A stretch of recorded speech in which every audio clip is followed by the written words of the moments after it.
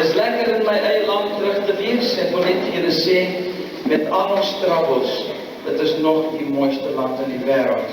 Met al ons goede, ek wil net vir julle sê, daar's nie 'n land met koeksusters nie. Maar dit is die koekboetjies nie, never mind die koeksusters nie. Hulle weet nie wat is vet koek nie. Ek is nou siek en sat en moeg vir 'n McDonald's. Ek sal nooit in my lewe ooit weer in 'n McDonald's instap en definitief by 'n Burger King en sulke plekke. Dis al wat Amerikaners eet. Daar's nie lekker heerlik is soos skaapbout en sulke goede. Daai mense is arm van maag. Meneer Broek, jy is salig van maag.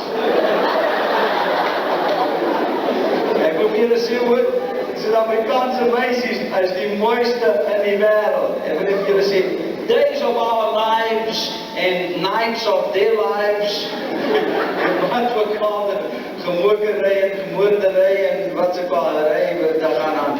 Dit bestaan net op, je weet, ergens in de studio, je weet. Maar by and large, 99+9% van die alle Amerikaanse vrouwens is lelijk, vet, dik en kouwig om die hele tijd.